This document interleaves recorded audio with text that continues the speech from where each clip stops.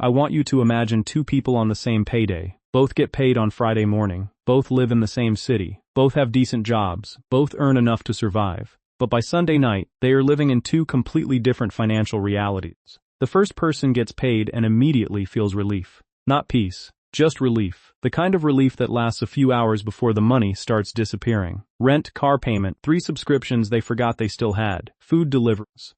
A package that seemed small when they ordered it, but now feels stupid.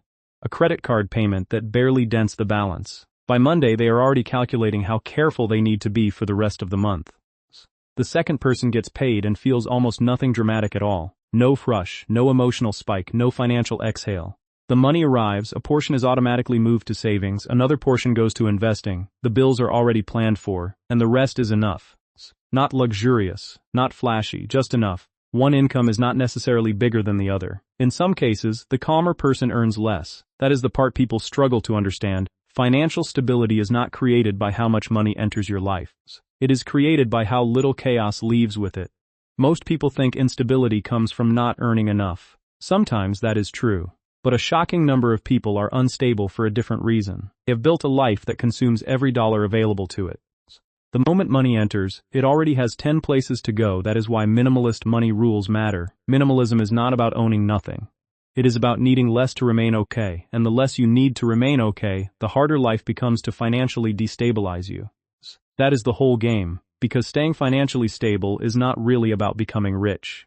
It is about becoming difficult to knock over. Today, I want to walk you through the minimalist money rules that make that possible. These are not aesthetic rules. These are not trendy decluttering ideas. These are financial rules. Rules that protect your cash flow, lower your stress, reduce your dependence on every paycheck, and gradually build the kind of security most people keep postponing. Let me start with the shift that changes everything. Every expense you add to your life becomes a bill you must emotionally carry, not just financially carry, emotionally carry. That gym membership you never use is not only draining money, it is quietly reminding you of waste. That storage unit is not just a monthly payment. It is delayed decision-making with a price tag. That upgraded car is not only transportation, it is pressure. Pressure to keep earning at the level required to justify it. Pressure to maintain the image attached to it. Pressure to stay locked into a lifestyle you might not even enjoy anymore. This is what minimalist people understand earlier than everyone else. A simple life is not cheap because everything costs less.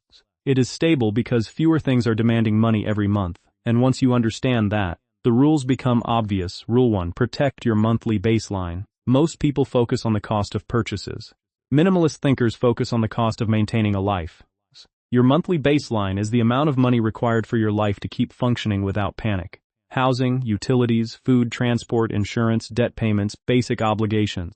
That number matters more than almost anything else in personal finance because it determines how hard life hits you when income changes. If your baseline is high, every setback becomes dangerous. A job loss becomes a crisis quickly. A medical bill becomes a catastrophe. A slow month becomes a threat. But if your baseline is lean, you gain breathing room. Time stretches. Options appear. Problems remain problems, but they stop becoming emergencies overnight. Minimalists obsess over lowering that baseline. Not because they enjoy sacrifice, but because they understand something powerful. The lower your required monthly burn, the easier it becomes to save, recover, and stay stable. A person who needs $4,000 a month to stay afloat must keep producing $4,000 a month just to stand still. A person who only needs $2,500 has already created freedom without increasing income by a single dollar. Before trying to earn more, make your life require less. That is the first rule. Rule 2. Never let fixed expenses rise as fast as income. This is where most people lose. They get a raise, and their lifestyle quietly expands to consume it. Better apartment, newer car, more dining out, more subscriptions, more convenience spending, more comfort, but also more dependency. The raise feels like progress. But if your fixed costs rise along with your income, then your financial stress often stays exactly where it was. You are still living with no margin. The numbers are just bigger now. Minimalist money management interrupts lifestyle inflation before it becomes identity. When income rises, do not immediately ask, what can I upgrade? Ask, how much of this can I keep? That question changes lives, because if every raise becomes permanent spending, you remain fragile forever. But if raises mostly increase savings, then each year your life becomes sturdier. You become less reactive, less desperate, less trapped. The person who increases income by $1,000 a month and saves $800 of it becomes dramatically more stable. The person who increases income by the same amount and spends 900 of it just bought themselves a more expensive version of the same anxiety. More income does not automatically improve stability. More retained income does. Rule 3. Buy usefulness, not fantasy. This is one of the most expensive mistakes people make. They do not buy things for the life they actually live. They buy things for the person they hope to become. They buy books for the disciplined version of themselves. Fitness equipment for the future athletes. Premium cookware for the version of themselves that will suddenly start cooking elaborate meals every night. Expensive planners for the organized self. Business tools for the side hustle they never start. Clothes for the imaginary social life that never arrives. And slowly, their home fills with evidence of intentions instead of evidence of reality. Minimalists avoid this trap by asking one brutally honest question before they buy anything. Does this serve my current life or my fantasy life? That question saves enormous amounts of money. Because fantasy purchases are usually emotional purchases disguised as practical ones. You are not buying the object, you are buying a temporary feeling of becoming someone new. But objects do not create identity. Habits do. If you want to become a runner, prove it with consistent walking shoes before buying expensive gear. If you want to become a reader, finish library books before building a decorative shelf full of unread ambition. If you want to cook more, master 5 meals before upgrading your entire kitchen. Minimalist finance says, let behavior come first. Let purchases earn their way into your life. Do not spend money on the fantasy. Spend money on the proof. Rule 4. If it adds recurring cost, treat it like a major decision. People are strangely careful with large one-time purchases and incredibly careless with small recurring ones. That is backward. A one-time $70 mistake is annoying. A recurring $70 mistake is expensive. Over a year, it becomes $840. Over 5 years, it becomes $4,200. And that is before you even think about what that money could have become if it had stayed saved or invested. Minimalists understand that recurring expenses are where financial stability is quietly won or lost. A streaming subscription seems harmless until you stack 6 of them. A financed phone upgrade seems small until it joins everything else. Food delivery fees feel minor until they become a monthly habit. App subscriptions, memberships, warranties, storage fees, premium upgrades, convenience services. None of them look dangerous individually.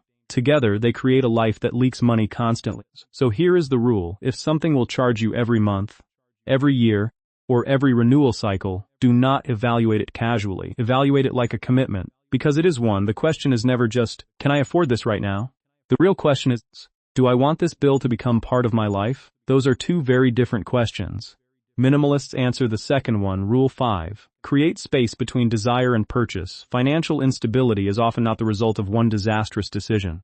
It is the result of hundreds of fast, unexamined ones. The faster you can buy, the easier it is to mistake impulse for need. That is why minimalist money rules rely less on discipline and more on delay. Delay is powerful. A purchase that feels urgent at 9 often looks ridiculous at 9 a.m. Desire has a very short attention span. Most unnecessary spending survives because the gap between wanting and buying has been removed. Minimalists intentionally put that gap back. They wait 24 hours for small non-essential purchases. They wait several days for medium ones. They wait longer for anything that changes monthly expenses or takes up real space. They leave items in the cart. They walk away from the store. They make themselves revisit the decision in a calmer state. And what they discover is life-changing. A huge percentage of things we only want temporarily. Not because we are foolish, but because modern spending is engineered to feel immediate. Friction has been removed from the buying process, not because it helps us, but because it helps sellers. Minimalists reverse that system. They do not make spending impossible. They just make it slow enough for truth to show up. And truth usually sounds like this: I do not need this. I just wanted a mood change. That single realization can save thousands every year. Rule 6. Save first so stability is not negotiable. If saving only happens with whatever is left over, it will rarely happen in a meaningful way, because there is almost never a magical leftover amount waiting at the end of the month. Life absorbs loose money with incredible efficiency. If cash remains available, something will claim it. Minimalists do not save from leftovers. They save from priorities. They move money before life gets a chance to spend it, automatically, quietly. Without emotion. This matters because stability is built through systems, not occasional motivation. When money goes straight into savings the moment income arrives, your future stops depending on how disciplined you feel that week, and that is critical. Structured, automatic saving systems have been shown to materially increase contribution rates, because they reduce the need for constant willpower and make the better choice the easier one. UCLA Anderson School of Management. And let's be clear about what savings actually do. Savings do not just sit there, they absorb shock. They turn a car repair into an inconvenience instead of debt. They turn a missed paycheck into a problem you can survive. They give you time to think clearly when life gets messy. Consumer guidance consistently recommends building an emergency reserve for exactly that reason. Even if you start small and automate it, Consumer Financial Protection Bureau, the minimalist goal is simple. Build a life where one bad week does not become one bad year. That only happens when saving is built into the structure of your money, not left to chance. Rule 7. Own fewer things that require rescue. A lot of modern spending is rescue spending. You buy organizers for the clutter created by too much buying. You buy storage for things you do not use. You buy larger spaces to hold more stuff. You buy cleaning products, maintenance, replacement parts, insurance, repairs, and upgrades to support possessions that were supposed to make life better.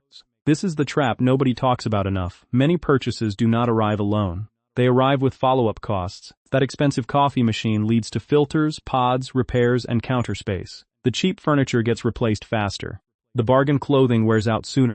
The extra room in the home becomes an excuse to fill it. The hobby gear expands into accessories. The small upgrade starts recruiting more spending around it. Minimalists know that every object can become a little responsibility. The more responsibilities you buy, the more money your life needs just to stay organized. And there is another layer to this. Clutter is not only spatial, it is psychological. Research tied household clutter and the difficulty of managing excess possessions to elevated stress markers in home life, especially for mothers in the UCLA Family Lifework UCLA newsroom. So when minimalists remove possessions, they are not just making space in a room. They are reducing what the home asks from the mind. Less stuff to maintain, less guilt, less visual noise, less money needed to support the entire ecosystem. That is financial stability. Most people never calculate. Rule 8. Define what enough means before the market defines it for you. This rule is everything. Because if you never define enough, you will spend your entire life adjusting your standards upward. A better phone becomes normal. Then a better car becomes reasonable. Then a bigger place becomes deserved. Then premium. Everything starts feeling standard. Soon you are not spending extravagantly in your own mind. You are just maintaining what your life now calls normal. That is how people become high earners with low peace. Minimalists step out of that cycle by making a decision most people avoid. They define enough in advance. Enough house. Enough wardrobe. Enough convenience. Enough dining out. Enough lifestyle. Enough image. Enough upgrades. This is not limitation. This is protection, because once enough is defined, excess becomes visible. You stop asking whether you can stretch for more. You start asking whether more actually improves anything. And most of the time it does not. It only raises the cost of staying you. The world will never tell you when to stop consuming. There is too much profit in your dissatisfaction. So you have to decide for yourself. If you do not define enough, you will keep financing an identity that never feels complete. If you do define enough, then income above that line starts building freedom instead of clutter. Rule 9. Use the replacement question on your entire life. Walk through your room, walk through your closet. Walk through your subscriptions, walk through your digital services, your monthly charges, your convenience habits, your habits that became bills. And ask this: if this disappeared today, would I choose to bring it back into my life at full price? That question is merciless in the best possible way. Would you sign up again for that subscription? Would you rebuy that chair? Would you repurchase those clothes? Would you re-add that service? Would you choose that storage unit? Would you finance that car again? Would you keep the same apartment if you had to choose it fresh, knowing what it costs you in stress? A surprising amount of financial instability comes from continuing to fund things you would not consciously choose again. They remain in your life because cancellation feels like effort, because getting rid of them feels inconvenient, because you adjusted, because inertia is powerful. Minimalists break inertia on purpose. They do not keep paying for old decisions simply because those decisions already exist. If it would not earn a place in your life today, it should be under review. Rule 10. Measure wealth by breathing room. This is the rule that ties all the others together. Most people still think wealth looks like visible accumulation, nicer things, better brands, bigger upgrades. But minimalist money operates on a different definition. Wealth is not how impressive your life looks from the outside.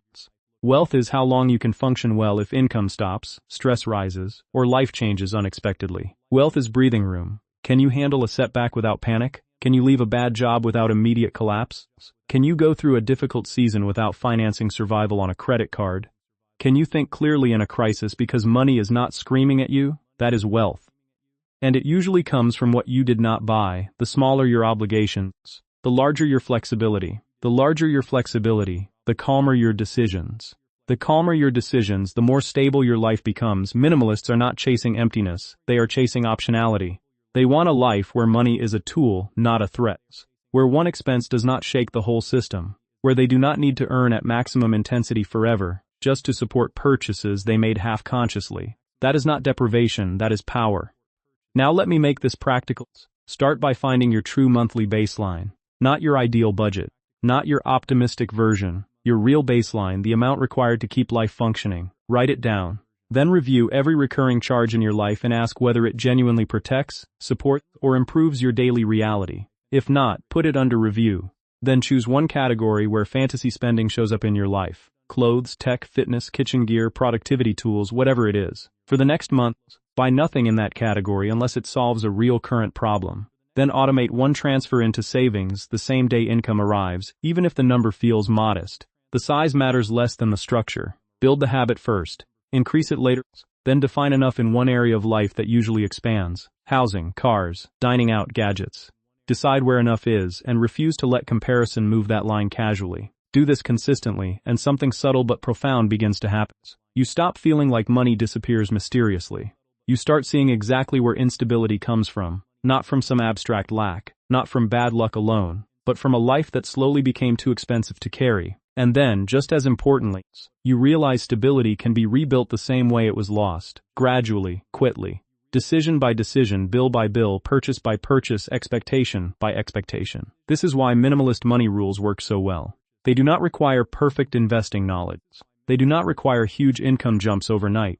They do not require financial genius. They require honesty. Honesty about what you use. Honesty about what you are trying to impress. Honesty about the difference between comfort and excess.